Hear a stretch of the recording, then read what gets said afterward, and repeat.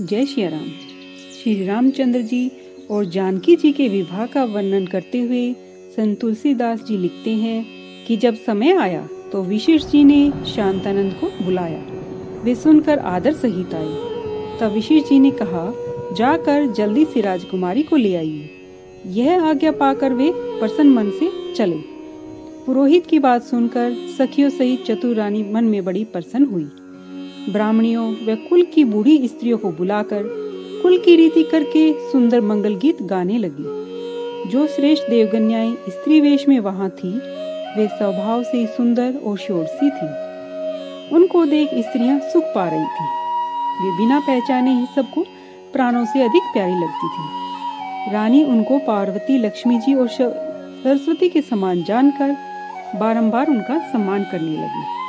वे सब जानकी जी का भली भांति से श्रृंगार करके प्रसन्नता पूर्वक मंडप में लिवा ले चले। सब सुंदर सखियां और स्त्रियां 16 श्रृंगार किए मतवाले हाथी की चाल वाली सुंदर मंगल साज सजाकर आदर के साथ सीता जी को लेकर चले। उनका मनोहर गान सुनकर मुनियों के ध्यान छूट जाते।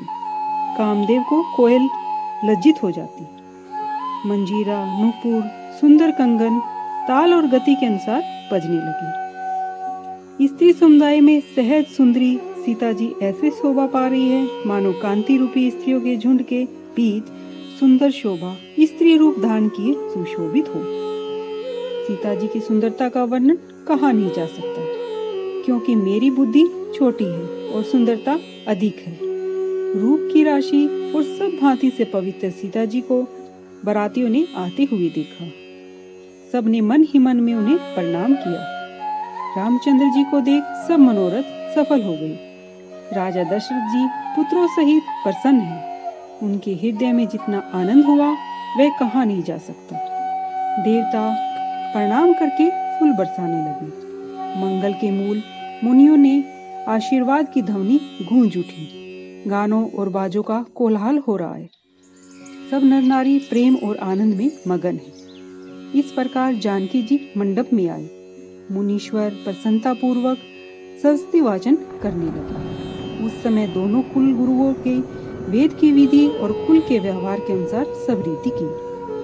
प्रसन्नता पूर्वक सब रीति करके गुरु, गौरी और गणेश तथा ब्राह्मणों का पूजन कराने लगे। देवता प्रकट होकर पूजा लेने और आशीर्वाद देने तथा सुख पाने लगे।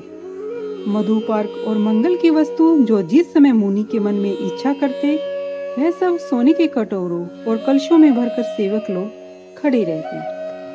स्वयं सूर्य देव ने कुल रीति से प्रेम कही। वे सब उसे आदर सहित करने लगे। इस प्रकार देव पूजन कराकर सीता जी को मुनियों ने सिंहासन दिया। सीता जी और रामचंद्र जी का परस्पर देखना और प्रेम किसी को समझ नहीं आया, जो मन, बुद्धि और वाणी से बहुत परे है। कवि उसे भला कैसे प्रकट करे। होम के समय शरीर धारण कर अग्निदेव अत्यंत स्नेह से आहुति लेने लगे और ब्राह्मण रूपधर सब वेद विवाह की विधि बतलाने लगे। जनक जी की जगत प्रसिद्ध पटरानी श्री सीता जी की माता, उनका वर्णन भला कैसे किया जाए। ब्रह्मा जी ने सुंदर, कीर्ति, सत्कर्म, सुख, सुंदरता इन सब को इकट्ठा करके संभाल के उनकी रचना की है। समय जानकर मुनियों ने उनको बुलाया।